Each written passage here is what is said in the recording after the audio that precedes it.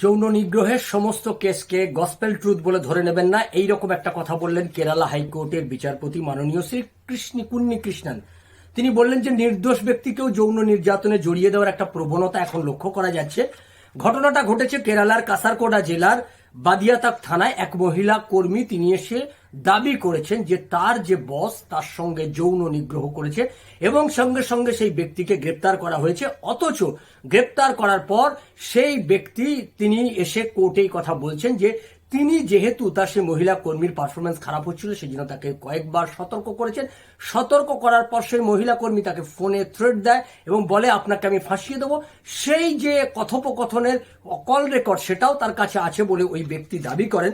তখন কুন্নি কৃষ্ণন এটা বলেন যে পুলিশ মহিলার দাবিকে সত্য বলে ধরে নিচ্ছেন, গসপেল ট্রুথ বলে ধরে নিচ্ছেন, অথচ পাল্টা যে আর একটা অভিযোগ হলো সেটা বিষয়ে সম্পর্কে তারা তদন্ত না করেই এই মহিলার কথার ভিত্তিতেই শুধুমাত্র এফআইআর করছেন। তিনি বলছেন যে আগে পূর্বতন ভারতীয় দণ্ডবিধির 498 বধূ নির্যাতনের মামলায় এরকম বহু ঘটনা ঘটেছে যেখানে মিথ্যে মামলায় ফাঁসানো হয়েছে, এর একটা অপব্যবহার হয়েছে। তাই সব দিক খতিয়ে এবার থেকে কোনো যৌন নির্যাতনের ঘটনায় এফআইআর করার আগে আপনাকে সব দিক খতিয়ে এফআইআর করতে হবে, পুলিশকে করা নির্দেশ দিয়েছে।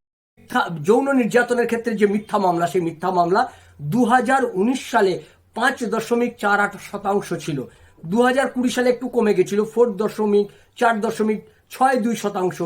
2021 সালে সেটা ছিল 5.13%, 2022 সালে 5.65%। অর্থাৎ মিথ্যে যৌন নির্যাতন মামলায় ফাঁসিয়ে দেওয়ার প্রবণতা কিন্তু ভারতবর্ষে উত্তরোত্তর বৃদ্ধি পাচ্ছে। কেরালা হাইকোর্টের বিচারপতি মাননীয় শ্রী কুন্নি কৃষ্ণন এই ব্যাপারে তিনি একটা উদ্বেগ প্রকাশ করেছেন এবং তিনি পুলিশকে এই ব্যাপারে সতর্ক করে দিয়েছেন যে কোনো ব্যাপারে অভিযোগ এলে আগে অভিযোগের সত্যতা খতিয়ে দেখেই তারপরেই আপনারা পদক্ষেপ